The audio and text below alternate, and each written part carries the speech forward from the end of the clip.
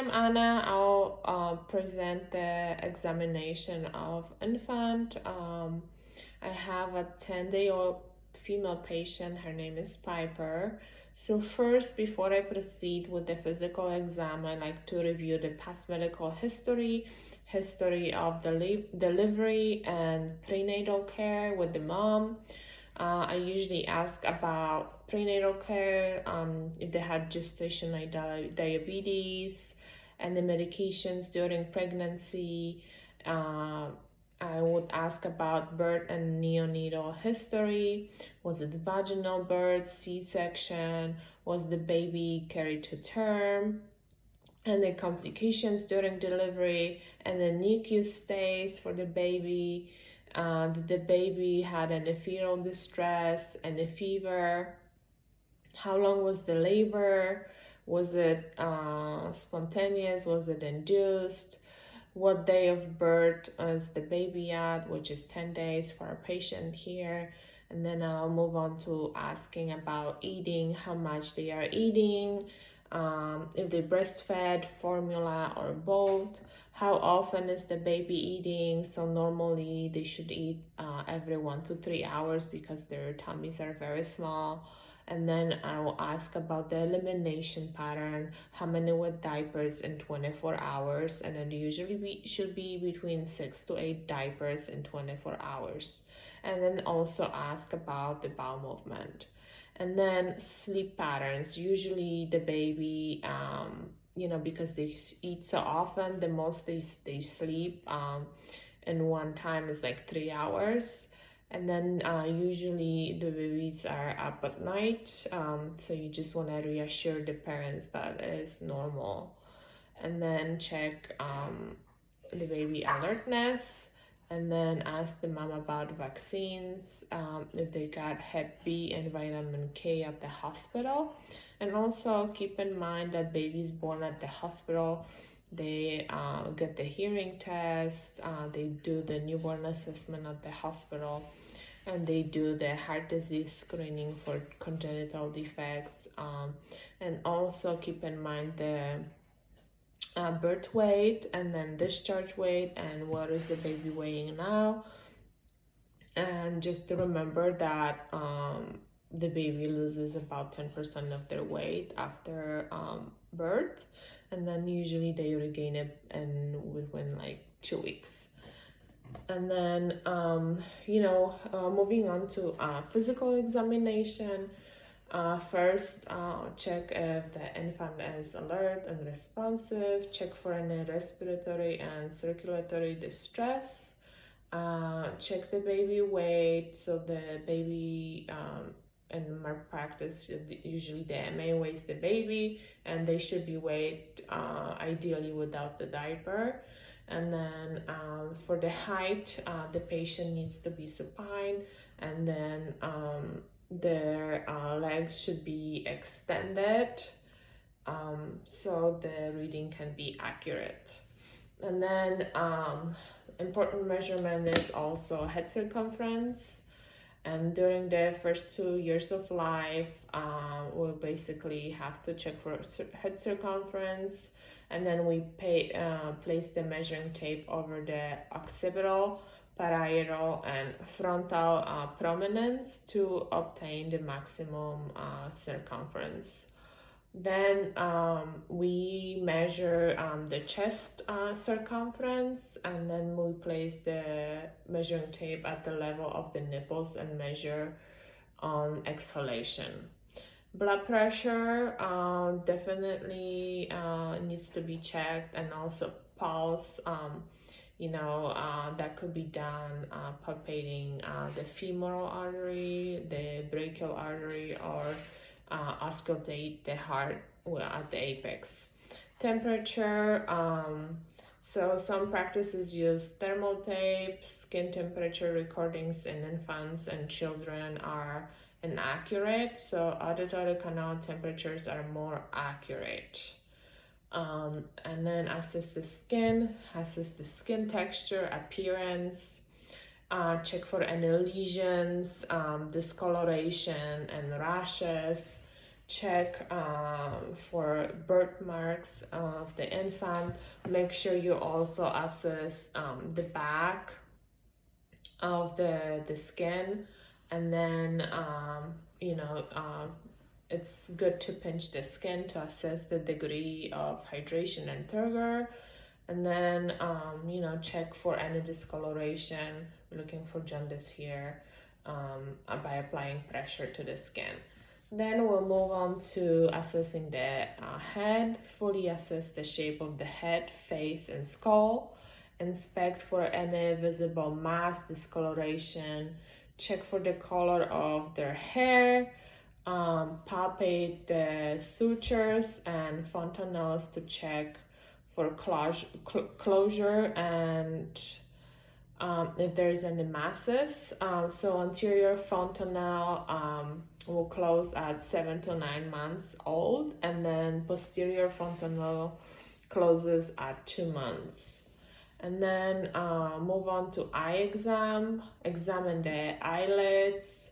If there is any gross deformities and lesions, check for crossed eyes. Inspect the shape and the position of the eyes. Check the sclera and conjunctiva. Check for any discharge. Move on to ears. So with ears, it's very important to check for the position of the ears in relation to eyes. Small, deformed, low-set ears can be associated with some congenital defects. Check ears for any deformity and the discharge. Inspect structural abnormalities using the otoscope. Examine the patency of the ear canal, and then for that we pull the ear down and back, and then you check with the otoscope. I'm holding the doll, so I'm not able to demonstrate that at the moment. Then we'll move on to looking at the nose. So we want to make sure we check the patency of the nose so we can cover each side of the nostril alternatively while holding the infant's mouth to inspect the patency of nasal passages, and also inspect the nasal septum if it's midline. Move on to mouth next. We check, inspect the oral cavity and mucosa. We want to be sure the mucosa is pink and moist. Check for any gross deformities. So we're looking mostly for like a cleft lip, lesions, cleft palate. We look and inspect with the light the tongue color, the size, and if there is any white covering on the tongue. We are looking for oral candidiasis, which is very common in children. Palpate the upper hard palate, insert your finger there to check if it's intact. Inspect the neck for presence of swelling, discoloration, posturing neck. Make sure the baby is able to move the head from side to side, and that's done supine. I'm just holding the doll this way for the purpose of this video. And then check the lymph nodes, palpate the lymph nodes, check if there is any masses. And then lastly, make sure you palpate the clavicles for any signs of fracture, and it's best to palpate in supine position. Then we move on to chest and lungs. So we inspect for any deformities such as pectus excavatum and pectus carinatum, and we assess for asymmetry, inspect for respiration and breathing patterns. If there is any audible wheezing sound, palpate for masses and assess tactile fremetus by placing one hand on the chest when the infant cries and makes noise. Inspect if there is any cyanosis, and then we can also use the pulse ox to confirm the saturation. And then for cardiac, we auscultate with the bell in the correct landmarks. We have 4 landmarks here and the apex, and then we are assessing S1 and S2. And usually S2 is easier to detect if infant is quiet or asleep. And then we palpate with the palm or finger for any thrills. And then we are auscultating the abdomen. The baby should have present bowel sounds. And then we inspect the abdomen, the contour and appearance of the abdomen, check for any varicosities and the protrusions of abdominal contents, and then inspect for any masses and discoloration. And then we move on to genitalia, and my patient is a female, so we inspect the size of clitoris, color of labia minora and majora, present location of the urethral orifice, and check for any vaginal discharge. And then as far as anus, the rectal examination is not indicated unless there is an issue and we need to check for patency. And then we check the extremities. So with the extremities, it's very important to check the ortolani test, which we place the baby supine with the legs pointing towards us. We flex the legs to form right angles at the hip and knees, placing index finger at the trochanter, greater trochanter and of each femur, and the thumbs over the lesser trochanter. And then we abduct both knees simultaneously until the lateral aspects of each knee touches the examining table.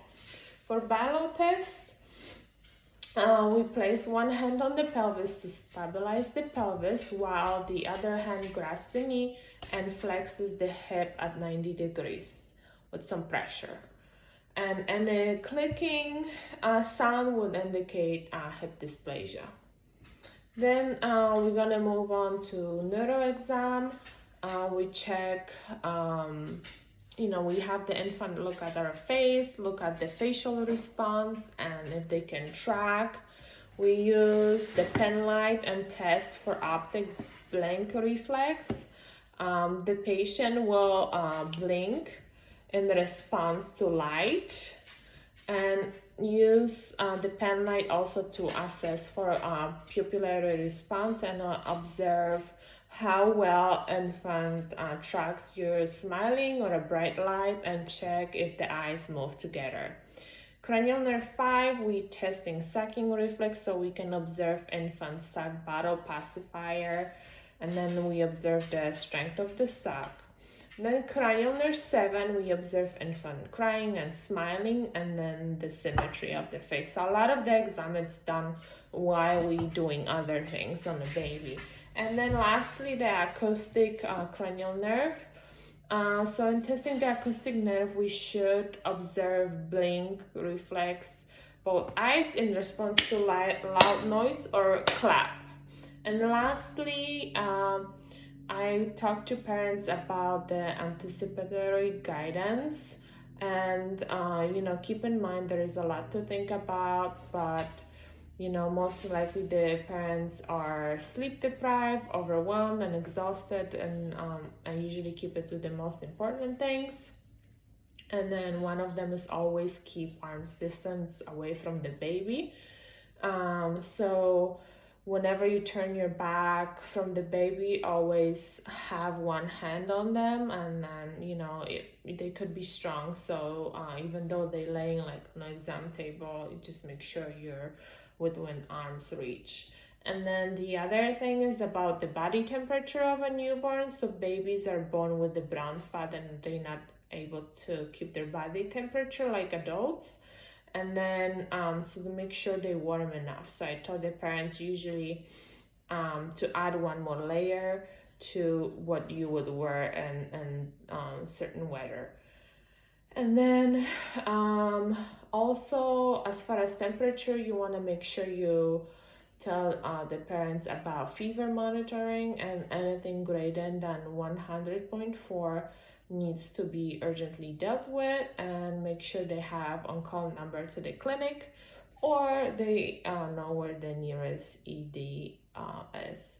And then lastly, just to kind of reinforce the feeding and elimination patterns and see if they have any questions, and if they have any like struggles with the breastfeeding, and then go over when would be the next appointment. And that will conclude my exam on the newborn. Thank you.